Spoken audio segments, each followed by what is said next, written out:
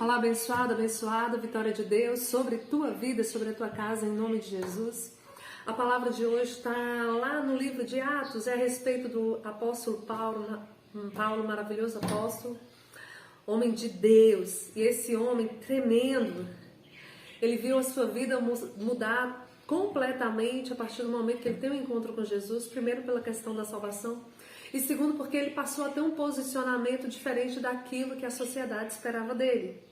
Ele abriu mão de muita coisa por conta desse relacionamento com Jesus. Ele foi perseguido porque ele passou a ter uma visão diferente a respeito das coisas.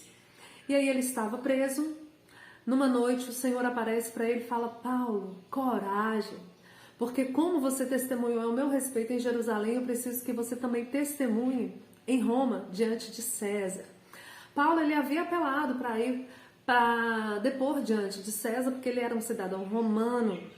Ele é enviado no navio para a Itália juntamente com outros presos.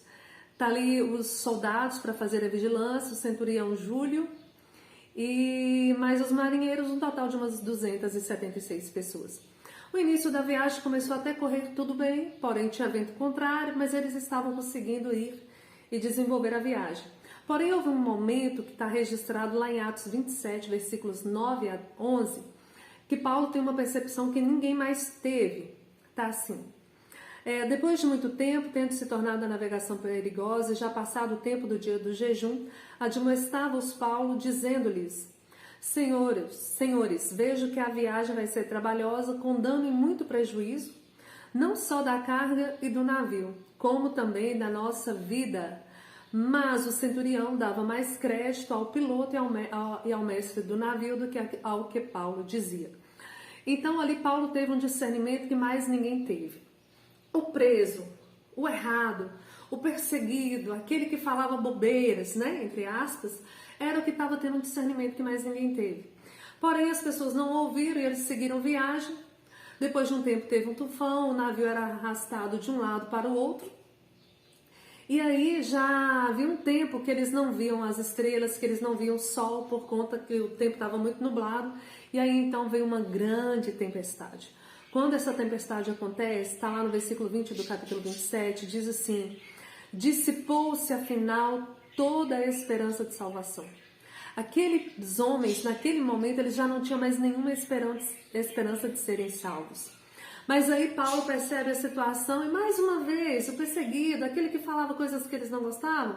Então, mais uma vez ele fala: ei pessoal, ânimo, eu dei uma ideia, falei o que era certo, vocês fizeram de maneira contrária, mas tudo bem, agora vamos ter ânimo, vamos seguir a viagem.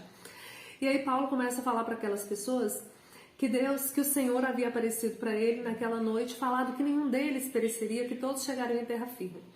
Então eles se animaram e tudo mais. Eu fico pensando que talvez esse foi o primeiro momento na vida de muitos deles ouvirem o Evangelho, virem de perto esse Deus de Paulo. No 14º dia, estava a noite e eles estavam com muito medo de bater nas rochas. Aqueles homens começaram a orar para que o dia amanhecesse logo.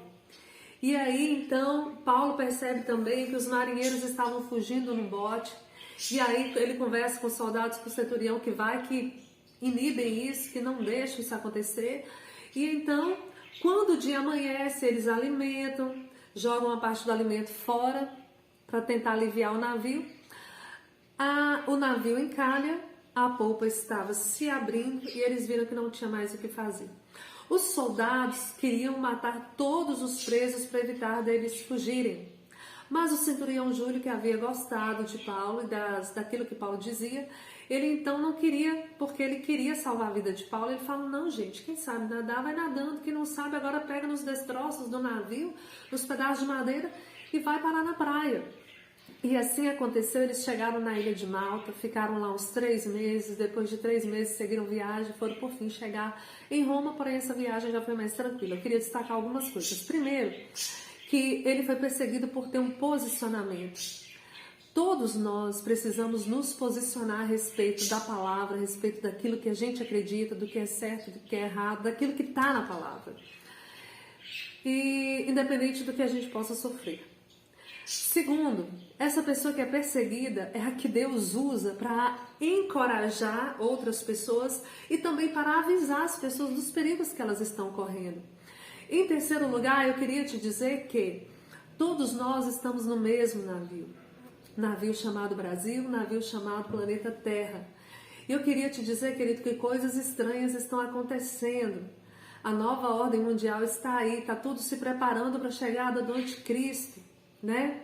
Vamos ficar atentos, vamos nos posicionar, vamos ser boca de Deus para aliviar e para levar esperança para as pessoas, até porque Paulo diz lá no último capítulo de Atos, no versículo 20, porque é pela esperança de Israel que estou preso com esta cadeia.